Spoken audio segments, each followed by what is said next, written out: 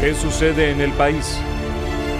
Tendencias del acontecer nacional en Análisis Situacional. Hoy nos acompaña Rafael Simón Jiménez, abogado, historiador, profesor universitario político y destacado analista político. ¿Cómo estás, Rafael? Mucho gusto, Oscar, estar aquí contigo. Bienvenido. Se reedita nuevamente la estrategia insurreccional, pareciera, ¿no? En mi opinión. Pero hay algunos factores distintos a las tentativas anteriores. Fíjate tú, yo creo que hay un agravamiento de la crisis venezolana en todos los órdenes. Creo que la crisis venezolana tiene, en primer lugar, es una crisis sistémica que abarca el conjunto de las instituciones y el conjunto de la sociedad. En segundo lugar, creo que es una crisis terminal. Y terminal en el sentido de que el gobierno, a mi juicio también, no tiene los instrumentos para poder siquiera aliviar el peso de esa crisis, entre otras cosas, porque muchos de los factores que han llevado a esa crisis han respondido a las propias estrategias equivocadas del gobierno. Sobre todo, por ejemplo, en el campo económico. Claro, no, la situación, por ejemplo, en Venezuela, mira, hay 100 problemas que resolver, Oscar, pero hay que empezar por algunos. Venezuela no puede iniciar ningún plan de recuperación económica de ningún signo, ni bajo ninguna conducción, que no parta de la recuperación de la producción petrolera. Porque el petróleo ha sido, para bien o para mal, desatendiendo todos los llamados que se han hecho a la diversificación, a sembrar el petróleo, esto es la savia fundamental de nuestra economía, es de lo que se alimenta nuestra economía. Entonces, llegar de 3 millones de barriles de petróleo a 1 millón de barriles de petróleo en una caída que no se detiene es una situación demasiado grave. Entonces, yo creo que aquí hace falta, mira, una de mis especialidades en los últimos tiempos académicamente es lo que llaman la justicia transicional, que son todos estos mecanismos que se han puesto en sociedades que han vivido situaciones similares y algunas mucho más graves. Porque, por supuesto, cada quien que vive una situación piensa que es la más grave que ha vivido, ¿no? Pero bueno, no la de Sudáfrica, las de la dictadura genocida del Cono Sur, los propios países que pertenecieron a la Unión Soviética. Entonces, yo creo que primero tenemos que estar conscientes de que después de 20 años de un debate político desgarrador, en el que se han varias veces, digamos, intensificado los puntos de confrontación entre los dos bloques fundamentales que se disputan el poder, creo que la conclusión es que hay que dar paso de la confrontación a la negociación, al entendimiento. Ahora, eso parte de un estado de conciencia de ambos bloques políticos. ¿Cuándo se llega a ese estado de conciencia? Cuando tú analizas el contexto, que es gravísimo, que es agobiante, que la gente ya no soporta lo que estamos viviendo en Venezuela, y cuando tú atiendes al tema de la correlación de fuerzas. Ahora, esta estrategia en marcha, esta estrategia insurreccional en marcha, apunta en otra dirección, apunta a una confrontación. Mira, yo no estoy... Fíjate que uno de los focos fundamentales es las Fuerzas Armadas. Claro, porque al final las Fuerzas Armadas, que no debiera ser en ninguna sociedad democrática. Lo que pasa es que en Venezuela, Oscar, desde los años 90, desde la crisis de la vieja democracia, aquí se rompieron, digamos, los cánones tradicionales. Las Fuerzas Armadas siempre, según el mandato constitucional, y así sigue siendo, tiene que ser una fuerza profesional, apolítica, puesta al servicio del conjunto de la nación. Bueno, eso se rompió, como se rompió el estilo de hacer la política también. Nosotros, mira, yo fui opositor a los 40 años de la hegemonía bipartidista en Venezuela, pero allí tú tenías un campo de convivencia, es decir, la política se hacía civilizadamente, bajo aquel precepto de que lo cortés no quita la valiente. Bueno, la propia profundización de la crisis, porque no se olvide que las sociedades compran un discurso cuando sus propios problemas los llevan a casarse con ese discurso. Si la sociedad alemana hubiera prolongado el bienestar que le había dado la República de Weimar luego de la Primera Guerra Mundial, seguramente Hitler no hubiera aparecido, como no hubiera aparecido Mussolini en Italia si no se hubiera producido toda la crisis que lo llevó al poder. En Venezuela pasó una cosa similar. Yo siempre digo, yo cuando se inició la democracia tenía 5 años. Pero mi hogar fue un hogar siempre altamente politizado y yo estoy en la política y lo digo casi como ejercicio de exageración pedagógica prácticamente desde que nací, porque nací contaminado por la política y ya a los 12 años era un actor político directo. Entonces, en Venezuela, digamos, en los años 90 se produjo una ruptura que no se recompuso nunca más, porque pasamos de ser adversarios políticos a ser enemigos políticos. Y el propio lenguaje que se utiliza cuando tú ves escuálido, cuando tú ves la descalificación, pitillanque, es un discurso que no abona la posibilidad, criminales, o sea, no abona la posibilidad de que tú logres un acercamiento y un consenso. Y tú sabes qué es lo lamentable, Oscar, que vamos a tener que llegar a unos acuerdos tarde o temprano. todas las sociedades donde se han dado transiciones de una manera o de otra, al final han tenido una negociación de por medio. Porque un país no puede, a menos de que nosotros partiéramos el país por la mitad y dijéramos, para esta mitad los chavistas y para esta Venezuela mitad del norte, Venezuela del norte, Venezuela del sur, como Setia, por ejemplo, entonces nosotros pudiéramos, solamente de esa manera, pudiéramos continuar desgarrando Venezuela. Ahora, ojalá que de esta crisis política, del agravamiento de esta crisis política, surjan, porque, bueno, hay signos preocupantes, signos de que se está incrementando, de que hay, vamos a decir, un incremento en la conflictividad o un incremento, digamos, en el tono político, hay amenazas de desbordamiento, pero también hay como unas cosas, como unas lucecitas por allí que se comienzan a alumbrarse. El propio secretario general de las Naciones Unidas, Antonio Guterres, ha manifestado la disposición de mediar. La propia Unión Europea ha demostrado interés y ha nombrado lo que llaman un grupo de contacto. El presidente mexicano, Andrés Manuel López Obrador, se ha también puesto a la orden. Y yo creo que, mira, ojalá que exista conciencia en los factores políticos para entender. Pero hay algunos ingredientes nuevos que quiero que destaquemos una vez que regresemos de los comerciales. Sí. Ya venimos. ¿Qué sucede en el país? Tendencias del acontecer nacional en Análisis Situacional. ¿Qué sucede en el país? Tendencias del acontecer nacional en Análisis Situacional. Hablábamos que hay una especie de relanzamiento de la misma estrategia de confrontación, de violencia, de caotización y neurotización de la sociedad. Pero hay algunos factores nuevos que es importante destacar. Por ejemplo, el protagonismo internacional en el conflicto venezolano, sobre todo el protagonismo de los Estados Unidos. ¿Qué cosas observas? Fíjate tú, el conflicto político a lo largo de estos 20 años ha estado presidido por dos factores fundamentales. La pretensión de quienes ocupan el poder de hegemonizar y de quedarse en el poder para siempre, cosa que no digo yo, lo proclaman permanentemente que eso va a ser para siempre. Y una estrategia absolutamente equivocada que ha practicado la oposición a lo largo de estos 20 años y que es la que ha permitido la prolongación del chavismo en el poder. Entonces nos hemos acostumbrado. Yo siempre comento que a mí en psicología de tercer año, de cuarto año de bachillerato, siempre me impresionó mucho aquello de los reflejos condicionados de Pavlov, que el famoso psiquiatra ruso, ¿no? Que ponía el ejemplo de cómo la gente se acostumbra a las cosas. Entonces había un perrito que siempre iba a buscar huesito y cuando no había el huesito ya iba por reflejo a buscar huesito. Entonces, te pongo este ejemplo de exageración pedagógica porque yo creo que ahora estamos frente a una realidad nueva. Y creo que el gobierno sigue creyendo que la oposición vaya a buscar huesito. Porque así es como lo ha hecho rutinariamente durante todo este tiempo y eso le ha permitido al gobierno obtener sobreestimando una victoria. Y sobre todo, pero sobreestimándola absurdamente. Porque si algo, mira, hay una cosa que hay que tener claro en los procesos de cambio en el mundo, y hemos citado el caso de Sudáfrica, pero otro, que es la preeminencia de la salida pacífica. Aquí a los venezolanos, dentro de las cosas absurdas que se le han metido en la cabeza, Oscar, es que, por ejemplo, te repiten con mucho, estos sales con violencia, estos comunistas no salen con plomo. Entonces yo siempre les pregunto, bueno, pero dime dónde es que han salido con plomo.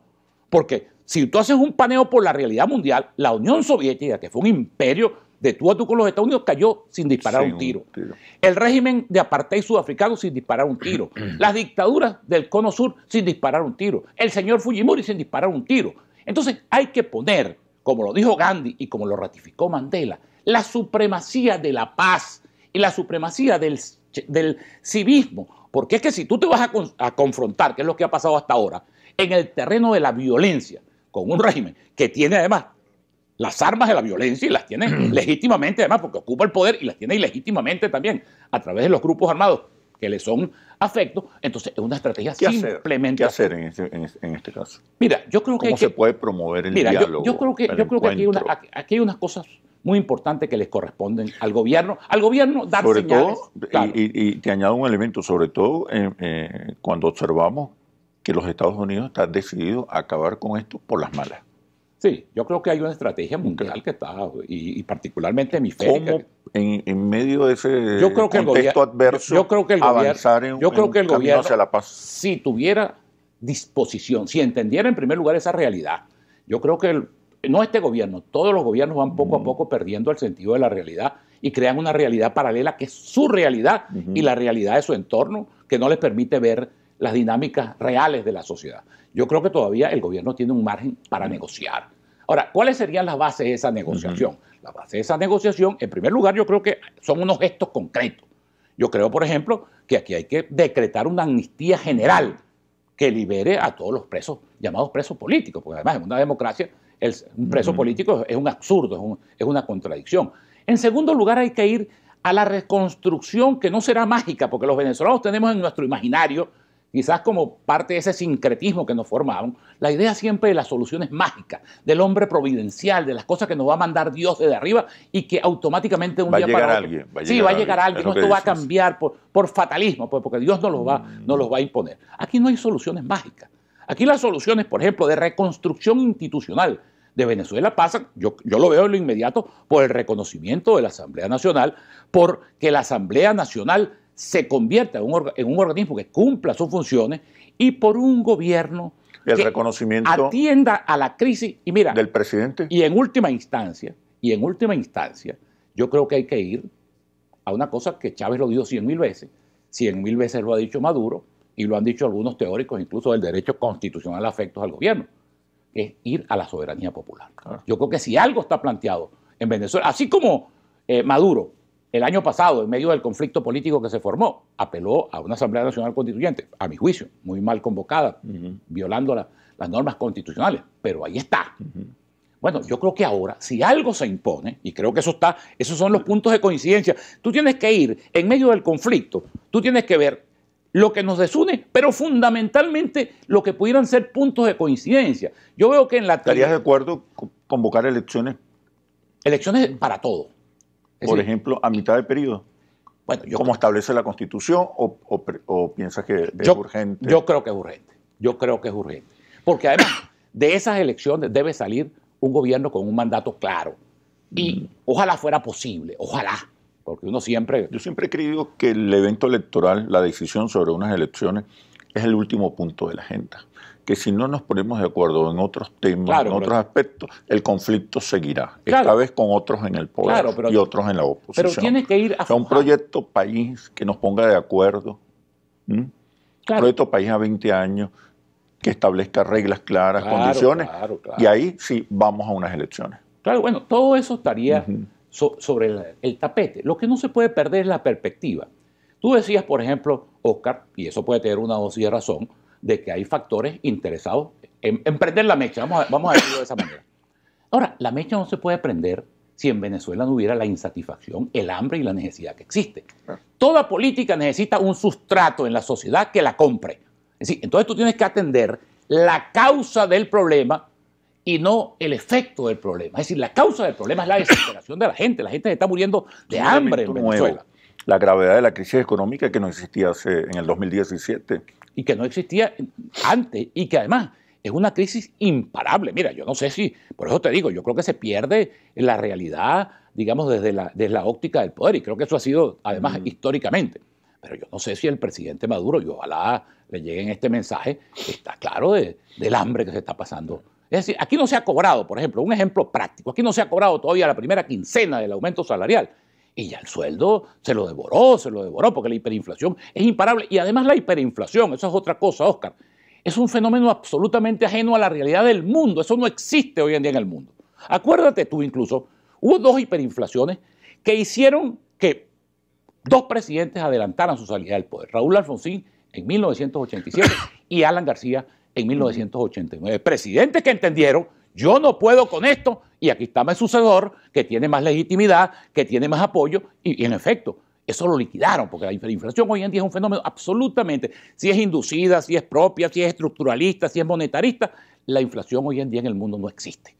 Comentábamos fuera de cámara, en Argentina el programa neoliberal o el programa liberal de Macri ha resultado un fiasco, o sea, no ha dado ni siquiera los efectos tradicionales de los programas de ajuste estructural. Entonces tú dices, bueno, movilización de las masas argentinas, los sindicatos argentinos que son tradicionalmente muy poderosos. Inflación de 40%. Aquí inflación de 1.400.000, de 10 millones, magnitudes. Mira, yo fui a la Argentina en 1983 después de la Guerra de las Malvinas. Aquel era un país invivible y era una inflación del 2.000%, 3.000%. Y tú sentías que aquello era agobiante. Entonces, bueno, el gobierno tiene que atender a esa situación. porque no es, tienen que quitarse de la cabeza que lo puede sacar, lo que puede llevar esta crisis a una escala y puede llevar a una situación indeseada en Venezuela, no es la oposición, es el hambre, es la necesidad de la gente. Oscar, eso tiene que tenerlo clarito. Para ti es fundamental, bueno, fomentar el diálogo. Y la iniciativa creo que está en manos del presidente de la República para convocar a otros sectores de la población. ¿A qué sectores? Porque hay una oposición que está jugando a la insurrección y a la violencia. ¿A qué sectores y de qué manera convocarlo? Pero me respondes cuando regresemos de los comerciales. Ya venimos. ¿Qué sucede en el país? Tendencias del acontecer nacional en Análisis Situacional. ¿Qué sucede en el país? Tendencias del acontecer nacional en Análisis Situacional. Te preguntaba cómo hacer para realizar el diálogo, habiendo una oposición que está liderando hoy las acciones de los adversarios al gobierno y por los factores internacionales que han decidido terminar esto por las malas. Yo creo que todavía existen, en primer lugar, porque en toda negociación, sobre todo cuando se han roto, cuando hay tanta polarización, son muy importantes los mediadores, los facilitadores, los intermediadores. Por eso te decía que la oferta del secretario general de las Naciones Unidas, que es un hombre además archiautorizado, con un conocimiento además específico de todas estas realidades, del propio presidente de México, López Obrador, que algunos ven en este perjuicio, en esta polarización, lo ven como un aliado del gobierno, y de la Unión Europea. Yo creo que el gobierno debería dar paso. Ahora, tú tienes que entender, Oscar, que hay realidades. La realidad de hoy es que el centro político de la oposición venezolana es la Asamblea Nacional. Es una realidad que está allí. Te guste o no te guste. A uno generalmente no le gusta. Tú sabes lo que es sentarse, todo lo que era para los socialistas chilenos sentarse con el general Pinochet enfrente. ¿Tú crees que le podía? O para Mandela sentarse con Leclerc, que lo había tenido 27 años preso. ¿Tú crees que eso le puede gustar a alguien? Ahora, son realidades. Ahí es donde priva, ahí es donde tú ves la responsabilidad de un liderazgo político. Mira, ahora estamos celebrando los 61 años del 23 de enero. Hay que ver lo que significó que se pusieran de acuerdo en un solo frente por el rescate de la democracia, desde la Iglesia Católica hasta el Partido Comunista, ubicadas en las antípodas ideológicas, filosóficas de toda naturaleza. Ahora, ¿qué fue lo que llevó a eso? Bueno, una grandeza de liderazgo. Gente que renunció a sus parcelas políticas, a su liderazgo público, en función de un objetivo de país. Yo creo que eso exactamente es lo que está planteado ahora. Entender la gravedad de la crisis. Entender que esta crisis es de unas dimensiones que no la puede resolver ningún factor en particular y a partir de allí sentarse en una negociación donde tienen que colocarse rápidamente sobre la mesa por lo menos elementos que distiendan el ambiente político. Por eso abrir espacios a los empresarios, a los trabajadores, y por eso mismo te a los hablaba, profesionales. Medidas incluso de gracia, medidas de perdón, medidas de amnistía, que pudieran, digamos, reconciliar al país. Y otra cosa, porque en esto tú mismo me lo apuntabas fuera de cámara, a veces pareciera que los radicales de parte y parte predominan. Predominan por lo bullarangoso, predominan por el lenguaje extremista, hacen mucho ruido, parecen muchos. Pero la inmensa mayoría del país es gente de paz, es gente que quiere bienestar. 80%. Ayer se lo decía yo en una conferencia que le daba a los alumnos de Relaciones Internacionales de la Universidad de Santa María. ¿Qué queremos los venezolanos? Oye, vale, después de 20 años de haber padecido todo esto, poder vivir en un país donde se pueda volver a vivir en un país donde te alcance el salario, vivir en un país donde podamos vivir en paz. Ahora, claro, siempre hay una gente dislocada. Siempre hay unos que quieren matar a otros, siempre hay otros que creen que esto se puede resolver con plomo. Sí, pero la inmensa mayoría del país, y cuando digo mayoría del país, digo de un lado y de otro, lo que quiere es que por fin, después de 20 años, digamos, tan serios, tan tormentosos, tan agobiantes, los venezolanos podemos iniciar una ruta de reconstrucción del país en todos los órdenes, incluyendo el orden afectivo, que es tan importante para la convivencia. ¿Tú no crees que la voz de esta oposición moderada, democrática, que busca la conciliación, que es una oposición que existe, ha sido muy tímida, ha tenido una voz muy baja, ha tenido como temor a pronunciarse claramente? Pero es que eso tiene una contraparte también, Oscar, en el gobierno. El gobierno tampoco ha estimulado, digamos, la interlocución con ese sector. El gobierno, mira, durante mucho tiempo ha practicado una política muy arrogante y ha descalificado en bloque a todos los que se le oponen, ¿no? Es decir, quitándole además legitimidad a la propia esencia de la democracia. Pues la democracia es eso, la democracia es gobierno, es oposición, son consensos, son disensos, es un juego plural, es un juego dinámico. Entonces, lo primero que tiene que meterse, mira, yo eso lo proclamé durante mucho tiempo, incluso por mi conocimiento con Chávez. El chavismo tiene que quitarse de la cabeza la idea hegemónica y la idea marxista-leninista de una serie de doctrinas que hoy en día no tienen ninguna, sentido, son doctrinas fracasadas, obsoletas. Y tiene, si quiere sobrevivir además en el tiempo, tiene que dotarse de un credo democrático. Mira, yo ponía la diferencia. Yo decía incluso la diferencia. Programáticamente. Claro, programáticamente. Ajá. Si quiere sobrevivir y si quiere entender que una fuerza democrática tiene que tener un espacio, porque esa es otra cosa. El chavismo, suponiendo que el chavismo fuera relevado del poder, el chavismo es que tiene un espacio político, porque es una realidad política que va a seguir existiendo. ¿En qué porcentaje? Bueno, eso lo dirá sus propios conductores y el propio tino que tengan quienes conduzcan eso. Pero eso es una realidad. Nosotros tenemos que reconstruir aquí la democracia desde el punto de vista del respeto, de la tolerancia, de aceptar al adversario, de todas esas cosas que hemos perdido. Lamentablemente nos hemos contagiado todos de un ambiente de intolerancia, de un ambiente de odio, de un ambiente de ver al adversario como enemigo y querer cortarle la cabeza. Y eso es la negación de la democracia, si tú lo practicas en el gobierno o si lo practicas en la oposición. Bueno, Rafael, muchísimas gracias por este análisis situacional. Hasta pronto. Ha sido un placer para mí, Oscar. Venezuela es de todos y la construimos entre todos. Todos somos la solución. Soy Oscar Chemmel y los espero en un próximo análisis situacional por Globovisión. Aquí nos vemos todos. ¿Qué sucede en el país? Tendencias del acontecer nacional en Análisis Situacional.